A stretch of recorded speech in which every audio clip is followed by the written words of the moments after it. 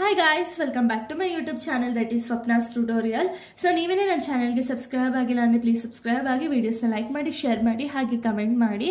So ಇವತ್ತು ನಾನು ಮಾಡ್ತಿರೋ ಸಬ್ಜೆಕ್ಟ್ ಯಾವುದು ಅಂದರೆ first sem BCom financial accounting ಅನ್ನೋ ಒಂದು ಸಬ್ಜೆಕ್ಟ್ನ ಎಕ್ಸ್ಪ್ಲೈನ್ ಮಾಡ್ತಿದ್ದೀನಿ. ಸೊ ಅದರಲ್ಲಿ ಕನ್ಸೈನ್ಮೆಂಟ್ ಅಕೌಂಟ್ ಅನ್ನೋ ಒಂದು ಚಾಪ್ಟರ್ನ ಎಕ್ಸ್ಪ್ಲೈನ್ ಮಾಡ್ತಿದ್ದೀನಿ. ಓಕೆನಾ? ಸೊ ನಾನು ಪ್ರೀವಿಯಸ್ ವಿಡಿಯೋದಲ್ಲಿ ನಾನು ಆಲ್ರೆಡಿ ಒಂದು ಥಿಯರಿ ಪಾರ್ಟ್ನ ಅಪ್ಲೋಡ್ ಮಾಡಿದ್ದೀನಿ. ಸೊ ಈ ಒಂದು ವಿಡಿಯೋದಲ್ಲಿ ಫಸ್ಟ್ ಪ್ರಾಬ್ಲಮ್ನ ಎಕ್ಸ್ಪ್ಲೈನ್ ಮಾಡ್ತಿದ್ದೀನಿ. ಸೊ ಇದು ತುಂಬ ಸಿಂಪಲ್ ಪ್ರಾಬ್ಲಮ್ ಆಗಿದೆ. ಸೊ ಈ ಒಂದು ವಿಡಿಯೋದಲ್ಲಿ ಈ ಒಂದು ಫಸ್ಟ್ ಪ್ರಾಬ್ಲಮ್ನ ಎಕ್ಸ್ಪ್ಲೈನ್ ಮಾಡ್ತಿದ್ದೀನಿ. ಓಕೆನಾ? ಸೊ ಇಲ್ಲಿ ಎಕ್ಸ್ಪ್ಲೈನ್ ಮಾಡ್ಬೇಕಾದ್ರೆ ನಿಮಗೆ ನೋಡಿ ಇವಾಗ ನೀವು ಪ್ರಾಬ್ಲಮಲ್ಲಿ ಕರೆಕ್ಟಾಗಿ ಅರ್ಥ ಮಾಡ್ಕೋಬೇಕಾಗುತ್ತೆ ಯಾರು ಕನ್ಸೈನರ್ ಆ್ಯಂಡ್ ಯಾರು ಕನ್ಸೈನಿ ಅಂತ ಹೇಳಿ. ಅಂದರೆ ಕನ್ಸೈನರ್ ಅಂದರೆ ಏನು, ಯಾರು ಓನರ್ ಮತ್ತು ಯಾರು ಏಜೆಂಟ್ ಅಂತ ಹೇಳಿ ನಾವು ಫಸ್ಟ್ ತಿಳ್ಕೊಬೇಕಾಗುತ್ತೆ. ಓಕೆನಾ? ಫಸ್ಟ್ ಇದು ನಾನು ಎಕ್ಸ್ಪ್ಲೈನ್ ಮಾಡೋದಕ್ಕಿಂತ ಮುಂಚೆ ಒಂದ್ಸತಿ ಕ್ವಶನ್ ನಾನು ನೀಟಾಗಿ ಓದ್ತಾ ಹೋಗ್ತೀನಿ. So ನೋಡಿ, Sagar of Delhi consigned the goods of the cost of rupees 20,000 to Lata of Bangalore. The consignor paid freight rupees 1,000 and insurance rupees 500 and received on advance of rupees 10,000 by the check from Lata. The consignee paid the carriage rupees 300, tax rupees 200. The consignee sold all the goods for rupees 30,000 and sent account of sale. He also sent a check to Kumuda for the amount due after the deduction is expenses along with the commission 10%. Prepare the consignment account, consignee account and goods sent to a consignment account. So ಇಲ್ಲಿ ಏನಾಗಿದೆ ಅಂದರೆ Sagar of Delhi. So Sagar ಅನ್ನೋರು ಡೆಲ್ಲಿಲಿದ್ದಾರೆ. ಓಕೆನಾ? So ಇವ್ರೇನು ಮಾಡ್ತಾರೆ ಅಂದರೆ consign the goods of cost rupees 20,000 to Lata of Bangalore. So ಇಲ್ಲಿ ಸಾಗರ್ ಅನ್ನೋರು ಒಂದು ಕನ್ಸೈನ್ಮೆಂಟ್ ಅಂದರೆ ಅಗ್ರಿಮೆಂಟ್ ಬೇಸಿಸ್ ಮೇಲೆ 20,000 ರೂಪಾಯಿ ಗೂಡ್ಸ್ನ ಲತಾ ಕಂಪ್ನಿ ಅಥವಾ ಲತಾ ಬ್ಯಾಂಗ್ಳೂರ್ಗೆ ಕಳಿಸ್ತಾರೆ. ಓಕೆನಾ? ಲತಾ ಕಂಪ್ನಿ ಎಲ್ಲಿ ಬ್ಯಾಂಗ್ಳೂರಲ್ಲಿ ಇದೆಯೋ ಸಿಚುಯೇಟ್ ಆಗಿರುತ್ತೋ ಅಲ್ಲಿ ಕಳಿಸ್ತಾರೆ ಆ ಗೂಡ್ಸ್ನ. 20,000 ರೂಪಾಯಿ ಗೂಡ್ಸ್ ಅನ್ನೋದು ಬರುತ್ತೆ. ಇಲ್ಲಿ ಕನ್ಸೈನರ್ ಅಂದರೆ ಸಾಗರ್ ಅವ್ರು ಏನು ಮಾಡ್ತಾರೆ, ಸಾಗರ್ ಅಂದರೆ ಯಾರು, ಇಲ್ಲಿ ಓನರ್ ಅಂತ ಅಲ್ವಾ ಅರ್ಥ. ಸೊ ಇವ್ರು ಏನು ಮಾಡ್ತಾರೆ ಅಂದರೆ ಫ್ರೈಟ್ನ ಪೇ ಮಾಡಿರ್ತಾರೆ. ಫ್ರೈಟ್ ಚಾರ್ಜಸ್ ಆಗಿರುತ್ತೆ 1,000 ಮತ್ತು ಇನ್ಶೂರೆನ್ಸ್ ಬಂದ್ಬಿಟ್ಟು 500 ರೂಪೀಸ್ ಇನ್ಶೂರೆನ್ಸ್ ಆಗಿರುತ್ತೆ. ಓಕೆನಾ? ಸೊ ಇವ್ರೇನು ಮಾಡಿರ್ತಾರೆ ಅಂದರೆ ಫಸ್ಟ್ ಅಡ್ವಾನ್ಸ್ ಆಗಿ 10,000 ರೂಪಾಯಿ ಚೆಕ್ನ ಲತಾ ಅವರಿಂದ ಈಸ್ಕೊಂಡಿರ್ತಾರೆ. ಓಕೆನಾ ಸಾಗರ್? ಬಿಕಾಸ್ ಏನಕ್ಕೆ ಅಂದರೆ ಇವಾಗ ಒಂದು ಗೂಡ್ಸ್ನ ನಾವು ಯಾರಿಗೋ ಒಬ್ರಿಗೆ ಶಿಫ್ಟ್ ಮಾಡ್ತಿದ್ದೀವಿ ಅಂದರೆ, ಕನ್ಸೈನಿಗೆ ಶಿಫ್ಟ್ ಮಾಡ್ತಿದ್ದೀವಿ ಅಂದರೆ ಈಗ ನಮಗೆ ಗೊತ್ತಿಲ್ವೋ ಅದು ಸೆಕೆಂಡ್ರಿ. ಓಕೆನಾ? ಸೊ ಅದನ್ನು ಹಾಗೆ ಸೆಂಡ್ ಮಾಡೋಕ್ಕಾಗುತ್ತಾ? ಇಲ್ಲ ಅಲ್ವಾ? ಒಂದು ಸ್ವಲ್ಪ ಅಡ್ವಾನ್ಸ್ ಆಗಿ ಈಸ್ಕೊಳ್ತೀವಲ್ಲ, ಅದೇ ಅಡ್ವಾನ್ಸ್ ಆಫ್ rupees 10,000ನ ಈಸ್ಕೊಂಡಿದ್ದಾರೆ. ಓಕೆನಾ? ಸೊ ಇಲ್ಲಿ ಕನ್ಸೈನಿಗಾಗೋ ಎಕ್ಸ್ಪೆನ್ಸಸ್ ಏನೇನು ಅಂದರೆ ಕನ್ಸೈನರ್ಗೆ already freight and insurance pay ಮಾಡಿದ್ದಾರೆ. ಕನ್ಸೈನಿಗೆ ಕ್ಯಾರಿಯೇಜ್ ಮತ್ತು ಟ್ಯಾಕ್ಸ್ನ ಪೇ ಮಾಡಿದ್ದಾರೆ ಕನ್ಸೈನಿ. ಓಕೆನಾ? Next the consignee sold goods of rupees 30,000. So ಇಲ್ಲಿ ಲತಾ ಅಲ್ವಾ ಕನ್ಸೈನಿ. ಸೊ ಇವ್ರೇನು ಮಾಡಿದ್ದಾರೆ ಅಂದರೆ 30,000 ಗೂಡ್ಸ್ನ ಆಲ್ರೆಡಿ ಸೇಲ್ ಮಾಡಿಬಿಟ್ಟಿದ್ದಾರೆ. ಓಕೆನಾ? ಸೇಲ್ ಅಂದರೆ ಏನು, ಗೂಡ್ಸ್ ಆಲ್ರೆಡಿ ಸೋಲ್ಡ್ ಔಟ್ ಆಗಿದೆ. On account of sale, you also send a check to Kumuda for the due after the deduction of his expenses along with the commission 10%. So ಇವರಿಗೆ commission ಎಷ್ಟು ಸಿಗ್ತಿದೆ? 30,000 sale ಆಗಿರೋದು, sale ಮೇಲೆ 10% commission ಅನ್ನೋದು ಸಿಗ್ತಿದೆ ಕನ್ಸೈನಿಗೆ, ಲತಾಗೆ. ಓಕೆನಾ? So ಇಲ್ಲಿ ನೀವು ಏನು ಮಾಡಬೇಕು ಅಂದರೆ consignment account, consignee account and goods sent to consignment ಅಕೌಂಟ್ನ ಪ್ರಿಪೇರ್ ಮಾಡಬೇಕು. ಸೊ ಇವಾಗ ನಾವು ಡೈರೆಕ್ಟಾಗಿ ಆನ್ಸರ್ನ ಪ್ರಿಪೇರ್ ಮಾಡ್ತಾ ಹೋಗೋಣ. ಯಾವ ರೀತಿ ಸಾಲ್ವ್ ಮಾಡಬೇಕು ಅಂತ ಹೇಳ್ತೀನಿ. ಸೊ ಇಲ್ಲಿ ಫಸ್ಟ್ ಆಫ್ ಆಲ್ ನೀವು 3 ಅಕೌಂಟ್ನ ಪ್ರಿಪೇರ್ ಮಾಡಬೇಕಾಗುತ್ತೆ. Consignment, consignee and goods sent to consignment account. So ಎಲ್ಲೆಲ್ಲಿ ಏನೇನ ತಗೋಬೇಕು ಅಂತ ಹಾಗೆ ನಾನು ಎಕ್ಸ್ಪ್ಲೈನ್ ಮಾಡ್ತಾ ಹೋಗ್ತೀನಿ. ಓಕೆನಾ?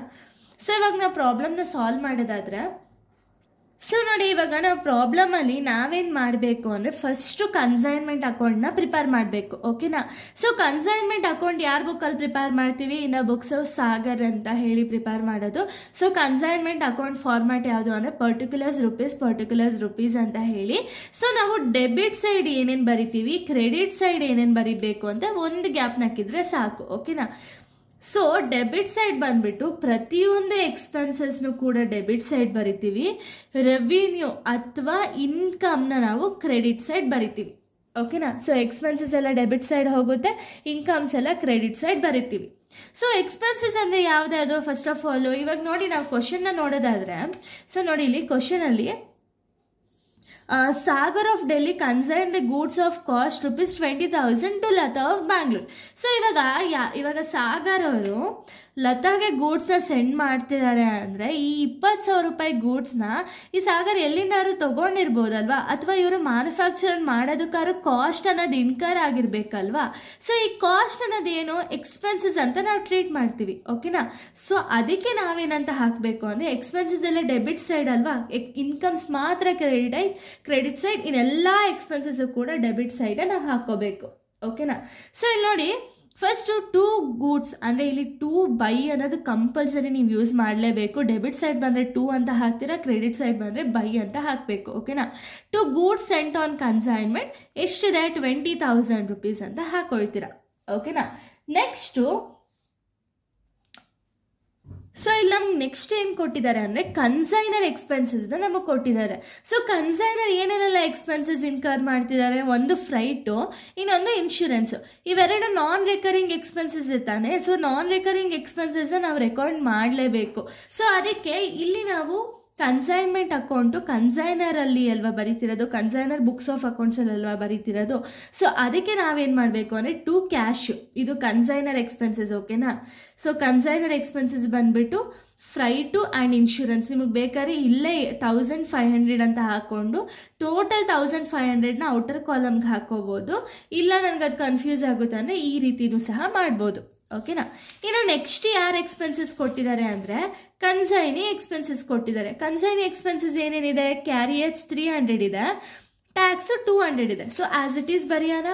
ಬಟ್ ಇಲ್ಲೇನು ಅಂದರೆ ನಾವು ಕನ್ಸೈನಿ ನೇಮ್ ಬರಿಬೇಕು, ಓಕೆನಾ. ಇದು ಕನ್ಸೈನ್ಮೆಂಟ್ ಅಕೌಂಟ್ ಆಗಿರೋ ರೀಸನಿಂದ, ಕನ್ಸೈನರ್ ಅಕೌಂಟ್ ಆಗಿರೋ ರೀಸನಿಂದ ಕನ್ಸೈನಿ ನೇಮ್ನ ಬರಿತೀವಿ. ಕನ್ಸೈನಿ ನೇಮ್ ಯಾವುದು ಇಲ್ಲಿ, ಟು ಲತಾ ಅಂತ ಹಾಕ್ಕೊಂಡು ಕ್ಯಾರಿಯೇಜ್ ₹300, ಟ್ಯಾಕ್ಸ್ ₹200, ಓಕೆನಾ. ಇನ್ನು ಯಾವ್ದಾದ್ರು ಎಕ್ಸ್ಪೆನ್ಸಸ್ ಇದೆಯಾ ಫಸ್ಟ್ ನೋಡ್ಕೊಳ್ಳೋಣ. ಸೊ ನೋಡಿ, ಇಲ್ಲಿರೋ ಎಕ್ಸ್ಪೆನ್ಸಸಲ್ಲಿ ಇನ್ನು ರಿಮೈನಿಂಗ್ ಉಳಿದಿರೋ ಎಕ್ಸ್ಪೆನ್ಸ್ ಯಾವುದು ಅಂದರೆ ಕಮಿಷನ್ 10% ಅಂತ ಹೇಳಿದ್ದಾರೆ.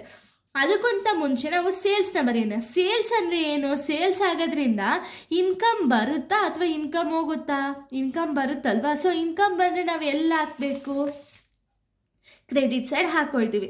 ಸೊ ಇಲ್ಲೂ ಕೂಡ ಕನ್ಸೈನಿ ನೇಮೇ ಬರೀಬೇಕು, by Lata account, by Lata ಅಂತ ಹಾಕಿ ಸೇಲ್ಸ್ ಅಂತ ಬ್ರ್ಯಾಕೆಟಲ್ಲಿ ಹಾಕಿರೋ ರೀಸನ್ ಏನು ಅಂದರೆ ನಿಮ್ಗೆ ಅರ್ಥ ಆಗಲಿ ಅನ್ನೋ ರೀಸನ್ಗೆ ಹಾಕಿರೋದು. ನಿಮ್ಗೆ ಬೇಕು ಅಂದರೆ ಹಾಕೋಬೋದು ಬ್ರ್ಯಾಕೆಟಲ್ಲಿ, ಇಲ್ಲ ನನಗೇನು ಕನ್ಫ್ಯೂಸ್ ಆಗಲ್ಲ ಅಂದರೆ ಹಾಕೊಳ್ಳೋ ನೆಸೆಸರಿ ಇರಲ್ಲ, ಓಕೆನಾ. 30,000, ಈ 30,000 ಮೇಲೆ 10% ಕಮಿಷನ್ನ ಕೊಡಬೇಕಲ್ವಾ. ಸೊ 30,000 ಇಂಟು 10% ಮಾಡಿದಾಗ ₹3,000 ಬರುತ್ತೆ. ಸೊ ಇಷ್ಟು ನಮಗೆ ರಿಲೇಟೆಡ್ ಕೊಟ್ಟಿರೋ ಎಕ್ಸ್ಪೆನ್ಸಸ್ ಆ್ಯಂಡ್ ಇನ್ಕಮ್ ಆಗಿದೆ ಈ ಒಂದು ಕ್ವಶನಲ್ಲಿ, ಓಕೆನಾ. ಸೊ ಅದಕ್ಕೆ ಇವಾಗ ನಾವು 2 ಸೈಡು ಟೋಟಲ್ ಮಾಡೋಣ, ಇದನ್ನು ಕನ್ಸಿಡರ್ ಮಾಡಬೇಡಿ. ಈ ಕನ್ಸೈನ್ಮೆಂಟ್ ಅಕೌಂಟ್ ಮಾಡೋ ರೀಸನ್ ಏನು ಅಂದರೆ ಪ್ರಾಫಿಟ್ ಅಥವಾ ಲಾಸ್ ಅಂತ ಏನು ಅದನ್ನ ತಿಳ್ಕೋಬೇಕು ಅನ್ನೋ ರೀಸನ್ಗೆ ಕನ್ಸೈನ್ಮೆಂಟ್ ಅಕೌಂಟ್ ಅನ್ನೋದು ನೆಸೆಸರಿ ಮಾಡಬೇಕು, ಓಕೆನಾ. ಸೊ ಇವಾಗ ನೀವು ನೋಡೋದಾದರೆ ಕ್ರೆಡಿಟ್ ಸೈಡ್ ಡೆಬಿಟ್ ಸೈಡ್ಗಿಂತ ಹೈಯೆಸ್ಟ್ ಇದೆ, ಓಕೆ. 30,000 ಇದೆ. So both this side 30,000 ಹಾಕೊಳ್ತೀರಾ. ಈ 30ಯಿಂದ ಇಷ್ಟನ್ನ ಮೈನಸ್ ಮಾಡ್ತೀರಾ. 30,000 ಮೈನಸ್ 20,000 ಮೈನಸ್ 1,500 ಮೈನಸ್ 500 ಮೈನಸ್ 3,000 ಮಾಡಿದಾಗ ನಿಮಗೆ ಇನ್ನು ರಿಮೈನಿಂಗ್ ಬಂದುಬಿಟ್ಟು 5,000 ರಿಮೈನಿಂಗ್ ಅಮೌಂಟ್ ಬರುತ್ತೆ. ಇದನ್ನು ನೀವು ಟು ಪ್ರಾಫಿಟ್ ಆರ್ ಲಾಸ್ ಹಾಕೊಂಡು ಪ್ರಾಫಿಟ್ ಅಂತ ಹೇಳಿ ಹಾಕೋಬೇಕು, ಓಕೆನಾ. ಸೊ ಇದು ಕನ್ಸೈನ್ಮೆಂಟ್ ಅಕೌಂಟ್. ಈ ಒಂದು ಅಕೌಂಟ್ ನೀವು ಪರ್ಫೆಕ್ಟಾಗಿ ಮಾಡಿದ್ರಿ ಅಂದರೆ ಇನ್ನು ನೆಕ್ಸ್ಟ್ ರಿಮೈನಿಂಗ್ ಅಕೌಂಟು ಈ ಅಕೌಂಟಲ್ಲಿ ಏನಿದೆಯೋ ಅದನ್ನೇ ಬರಿಬೇಕು ಅಷ್ಟೇ, ಓಕೆನಾ. ಸೆಕೆಂಡ್ ಅಕೌಂಟ್ ನಮ್ಗೆ ಏನು ಹೇಳಿರೋದು ಅಂದರೆ ಕನ್ಸೈನಿ ಅಕೌಂಟ್ನ ಮಾಡೋಕ್ಕೆ ಹೇಳಿದ್ದಾರೆ. ಕನ್ಸೈನಿ ಅಕೌಂಟ್ ಅಂದರೆ ಯಾರು, ಇಲ್ಲಿ ಲತಾ ಅಕೌಂಟ್ನ ಓಪನ್ ಮಾಡಿ ಅಂತ ಹೇಳಿರೋದು ಅಲ್ವಾ. ಸೊ ಇಲ್ಲಿ ನೀವು ಏನು ನೋಡಬೇಕು ಅಂದರೆ ಏನಾದ್ರು ಅಡ್ವಾನ್ಸಸ್ ಕೊಟ್ಟಿದ್ದಾರಾ ಅಥವಾ ಏನಾದ್ರು ಬಿಲ್ಸ್ ರಿಸೀವಬಲ್ ಆಗಿದೆಯಾ ಅನ್ನೋದನ್ನ ಕ್ವಶನನ್ನು ಒಂದ್ಸತಿ ನೋಡಿ. ಅದಕ್ಕಿಂತ ಮುಂಚೆ ನನಗಿಲ್ಲ ಫಸ್ಟ್ ಇಲ್ಲಿರೋದು ಏನಿದೆ ಅದನ್ನು ಬರ್ಕೋಬೇಕು ಅಂದರೆ ಫಸ್ಟ್ ಪರ್ಟಿಕ್ಯುಲರ್ಸ್ ರುಪೀಸ್ ಅಂತ ಹೇಳಿ 4 ಕಾಲಮ್ಸ್ ಹಾಕೊಳ್ತೀರಾ. ಈಗ ನೋಡಿ, ಇಲ್ಲಿ ಕನ್ಸೈನಿ ಹೆಸರಲ್ಲಿ ಏನೇನೆಲ್ಲ ಐಟಮ್ಸ್ನ ನೀವು ರೆಕಾರ್ಡ್ ಮಾಡಿದ್ದೀರೋ ಡೆಬಿಟ್ ಸೈಡ್ ಇದ್ದರೆ ನಿಮ್ಗೆ ಐಟಮ್ಸಸ್ಸು ಅದನ್ನು ನೀವು ಕನ್ಸೈನಿ ಅಕೌಂಟಲ್ಲಿ ಬರಿಬೇಕಾದ್ರೆ ಕ್ರೆಡಿಟ್ ಸೈಡ್ ಬರಿಬೇಕು, ಓಕೆನಾ. ಅಕಸ್ಮಾತ್ ಕನ್ಸೈನ್ಮೆಂಟ್ ಅಕೌಂಟಲ್ಲಿ ಕ್ರೆಡಿಟ್ ಸೈಡ್ ಇತ್ತು ಅಂದರೆ ಅದನ್ನು ಡೆಬಿಟ್ ಸೈಡ್ ಬರೀತೀರಾ, ಓಕೆನಾ. ಫಸ್ಟ್ ಡೆಬಿಟ್ ಸೈಡ್ ನಾವು ನೋಡೋಣ. ಡೆಬಿಟ್ ಸೈಡ್ ನಾವು ನೋಡಿದ್ರೆ ಫಸ್ಟ್ ಯಾವುದಿದೆ ಅಂದರೆ ಎಕ್ಸ್ಪೆನ್ಸಸ್ ಕೊಟ್ಟಿದ್ದಾರಾ, ಲತಾ ಅಕೌಂಟ್ ಅಂತ ನಾವೇ ಹಾಕಿದೀವ. ಸೊ ಎಷ್ಟಿದೆ ಲತಾ ಅಕೌಂಟಲ್ಲಿ, ಅವಾಗ ನೀವು ಇಲ್ಲಿ ಏನು ಬರಿಬೇಕು ಅಂದರೆ ಇಲ್ಲಿ ಏನು ಅಕೌಂಟ್ ನೇಮ್ ಇದೆಯೋ ಅದನ್ನೇ ಬರಿಬೇಕು, ಓಕೆನಾ. ಇಲ್ಲಿ ಅಕೌಂಟ್ ನೇಮ್ ಏನಿದೆ ಅದು ಕನ್ಸೈನ್ಮೆಂಟ್ ಅಲ್ಲ, ಬೈ ಕನ್ಸೈನ್ಮೆಂಟ್ ಅಕೌಂಟ್. ಯಾಕೆ ಬೈ? ಡೆಬಿಟ್ ಸೈಡ್ ಇರೋದು ಈ ಕಡೆ ಶಿಫ್ಟ್ ಆದಾಗ ಕ್ರೆಡಿಟ್ ಸೈಡ್ ಹೋಗುತ್ತೆ. ಸೊ ಬೈ ಕನ್ಸೈನ್ಮೆಂಟ್ ಅಂತ ಹಾಕ್ಕೊಂಡು ಇಲ್ಲಿ ಎಷ್ಟಿದೆ ಟೋಟಲ್ಲು 300 + 200 ಎರಡೂ ಆ್ಯಡ್ ಮಾಡಿದ್ರೆ 500 ಬರೀತೀರ. ಆಮೇಲೆ ಇನ್ನೇನು ಕೊಟ್ಟಿದ್ದಾರೆ ಅಂದರೆ ಟು ಲತಾ ಅಕೌಂಟ್ ಕಮಿಷನ್ನ ಕೊಟ್ಟಿದ್ದಾರೆ. ಸೊ ಇದನ್ನು ಕೂಡ ಬೈ ಕನ್ಸೈನ್ಮೆಂಟ್ ಅಕೌಂಟ್ ಎಷ್ಟಿದೆ ಅಮೌಂಟು 3000 ರೂಪೀಸ್ ಹಾಕೊಳ್ತೀರಾ. ಓಕೆನಾ? ಇನ್ನು ಇದು ಬಿಟ್ಟು ಏನು ಡೀಟೇಲ್ಸ್ನ ಕೊಟ್ಟಿದ್ದಾರೆ ಅಂದರೆ credit side by Lata account ಸೇಲ್ಸ್ನ ಕೊಟ್ಟಿದ್ದಾರೆ. ಇಲ್ಲಿ ಕ್ರೆಡಿಟ್ ಸೈಡ್ ಇದ್ದರೆ ಈ ಒಂದು ಅಕೌಂಟಲ್ಲಿ ನಾವು ಬರಿಬೇಕಾದ್ರೆ ಡೆಬಿಟ್ ಸೈಡ್ ಅಲ್ವಾ ಬರೆಯೋದು. ಸೊ ಈ ಸೈಡ್ ಇರೋ ರೀಸನ್ನಿಂದ ಟು ಕನ್ಸೈನ್ಮೆಂಟ್ ಅಕೌಂಟ್ 30,000 ರೂಪೀಸ್ ಬರಿತೀವಿ. ಇಷ್ಟು ಡೀಟೇಲ್ಸು ನಮ್ಗೆ ಇಲ್ಲಿ ಏನಿದೆಯೋ ಅದನ್ನೇ ಬರ್ಕೊಂಡು. ಬಟ್ ನಾವು ಕ್ವಶನಲ್ಲಿ ನೋಡೋದಾದರೆ 30,000 ರೂಪೀಸಲ್ಲಿ, ಸೊ ನೋಡಿ ಇಲ್ಲಿ 10,000 ಇನ್ನು ಅಡ್ವಾನ್ಸ್ ಆಗಿ 10,000 ರೂಪಾಯಿ ಚೆಕ್ಕಲ್ಲಿ ಆಲ್ರೆಡಿ ಕಳ್ಸಿಕೊಟ್ಟಿದ್ದಾರೆ. ಸೊ ಇದನ್ನು ಕೂಡ ನಾವು ಎಂಟ್ರಿ ಮಾಡಬೇಕು. ಇದನ್ನು ನಾವು ಕ್ರೆಡಿಟ್ ಸೈಡ್ ಬರೆಯೋಣ. ಬೈ ಬ್ಯಾಂಕ್ ಅಂತ ಹಾಕ್ಕೊಂಡು ಬ್ರ್ಯಾಕೆಟಲ್ಲಿ ಅಡ್ವಾನ್ಸ್ ಅಂತ ಹಾಕಿದ್ದೀನಿ. 10,000 ರೂಪೀಸ್ ಅಡ್ವಾನ್ಸ್ನ ಪೇ ಮಾಡಿದ್ದೀವಿ. ಸೊ ಇನ್ನು ಯಾವುದೇ ರೀತಿಯ ಒಂದು ಬಿಲ್ಸ್ ರಿಸೀವೇಬಲ್ ಆಗಿರ್ಬೋದು ಏನೂ ಇಲ್ಲ. ಸೊ ಇಷ್ಟ ಆನ್ಸರು. ಎರಡು ಸೈಡು ಬ್ಯಾಲೆನ್ಸ್ ಮಾಡ್ತೀರಾ. ಬ್ಯಾಲೆನ್ಸ್ ಮಾಡಿದಾಗ ನಿಮಗೆ ಡೆಬಿಟ್ ಸೈಡ್ 30,000 ಹೈಯೆಸ್ಟ್ ಬರುತ್ತೆ. 30ನ ಎರಡು ಕಡೆನೂ ಬರ್ದು 30,000ಇಂದ 500 ಮೈನಸ್ 3,000 ಮೈನಸ್ 10,000 ಮಾಡಿದ್ರೆ ನಿಮಗೆ ಬ್ಯಾಲೆನ್ಸಿಂಗ್ ಫಿಗರ್ ಬಂದುಬಿಟ್ಟು 16,500. ಅದನ್ನು ಬೈ ಬ್ಯಾಂಕ್ ಬ್ಯಾಲೆನ್ಸಿಂಗ್ ಫಿಗರ್ ಅಂತ ಹೇಳಿ ಮೆನ್ಷನ್ ಮಾಡ್ತೀರಾ. ಓಕೆನಾ? ಇನ್ನು ರಿಮೈನಿಂಗ್ ಏನು ಅಕೌಂಟ್ ಇದೆ ನಿಮ್ಗೆ ಹೆಂಗೆ ಗೊತ್ತಾಗುತ್ತೆ ಇಲ್ಲಿ ಗೂಡ್ಸ್ ಸೆಂಡ್ ಟು ಕನ್ಸೈನ್ಮೆಂಟ್ ಮಾಡಬೇಕು ಅಂದರೆ ಇಲ್ಲಿ ನೀವು ನೋಡೋದಾದರೆ ಫಸ್ಟ್ ಆಫ್ ಆಲ್ ನಮಗಿಲ್ಲಿ ಲತಾ ಅಕೌಂಟ್ ನಾವು ಆಲ್ರೆಡಿ ಪ್ರಿಪೇರ್ ಮಾಡಿದ್ದೀವಿ. ಇನ್ನು ಉಳಿದಿರೋದು ಯಾವುದು? ಗೂಡ್ಸ್ ಸೆಂಡ್ ಟು ಕನ್ಸೈನ್ಮೆಂಟ್ ಅಲ್ವಾ. So goods send to consignment ಕೂಡ ಕನ್ಸೈನಿ ಅಕೌಂಟ್ ಥರನೇ ಸೇಮ್. ಓಕೆನಾ? ಸೊ ಇಲ್ಲಿ ಡೆಬಿಟ್ ಸೈಡಲ್ಲಿ ರೆಕಾರ್ಡ್ ಮಾಡಿದ್ದೀರಾ ಕನ್ಸೈನ್ಮೆಂಟ್ ಅಕೌಂಟಲ್ಲಿ. ನಾವು goods send to consignment account ಮಾಡಬೇಕಾದ್ರೆ ಇಲ್ಲಿ ಏನು ಡೆಬಿಟ್ ಸೈಡಲ್ಲಿ 20,000 ರೂಪಾಯಿ ಇದೆ ಅದನ್ನು ಕ್ರೆಡಿಟ್ ಸೈಡಲ್ಲಿ ರೆಕಾರ್ಡ್ ಮಾಡ್ತೀವಿ ಅಷ್ಟೇ. ಓಕೆನಾ? ಇವಾಗ ಅದನ್ನು ಪ್ರಿಪೇರ್ ಮಾಡೋಣ. ಸೊ ನೋಡಿ, goods send to consignment account ಇಲ್ಲೂ ಕೂಡ ಪರ್ಟಿಕ್ಯುಲರ್ಸ್ ರುಪೀಸು. ಸೊ ನಾವು ಅವಾಗಲೇ ನೋಡಿದಂಗೆ ಗೂಡ್ಸ್ ಸೆಂಡ್ ಟು ಕನ್ಸೈನ್ಮೆಂಟ್ ಅಕೌಂಟಲ್ಲಿ ಏನಿತ್ತು ಅಂದರೆ ಡೆಬಿಟ್ ಸೈಡ್ ಇತ್ತು. ಸೊ ನಾವು ಶಿಫ್ಟ್ ಮಾಡಿದಾಗ ಕ್ರೆಡಿಟ್ ಸೈಡ್ ಬರುತ್ತೆ. By consignment account ₹20,000. ಆಮೇಲೆ ಅದು ಬಿಟ್ಟು ಯಾವುದೇ ರೀತಿಯ ಗೂಡ್ಸ್ ಸೆಂಟ್ ಅಂತ ಯಾವುದೂ ಇಲ್ಲ. ಸೊ ಅಷ್ಟೇ ಇದಿರೋದು ಆನ್ಸರು. ಸೊ ಎರಡು ಕಾಲಮು 20,000 ಬರೀತೀರಾ. ಸೊ 20,000ಇಂದ 20,000 ಏನು ಇಲ್ಲದೆ ಇರೋದನ್ನ ಮೈನಸ್ ಮಾಡಿದ್ರೆ ಮತ್ತೆ ನಮಗೆ 20ನೇ ಬರುತ್ತೆ. ಇದನ್ನು to trading account balancing figure ₹20,000 ಅಂತ ಹಾಕೊಳ್ತೀರಾ. ಓಕೆನಾ? ಸೊ ಇಷ್ಟೇ, ಇದು goods send to consignment account. So ಈ ಮೂರು ಕೂಡ ಇಷ್ಟೇ ಆರಾಮ್ಸೆ ಮಾಡ್ಬೋದು. ನಿಮಗೆ ಇಲ್ಲಿ ಏನು ಲಾಸ್ ಆಗಿರಲಿ, ಅಬ್ನಾರ್ಮಲ್ ಲಾಸು ಅಥವಾ ನಾರ್ಮಲ್ ಲಾಸ್ ಏನೂ ಕೊಟ್ಟಿಲ್ಲ ಅಂದರೆ ಈ ರೀತಿ ಪ್ರಾಬ್ಲಮನ್ನು ಸಾಲ್ವ್ ಮಾಡಬೇಕು. ಓಕೆನಾ?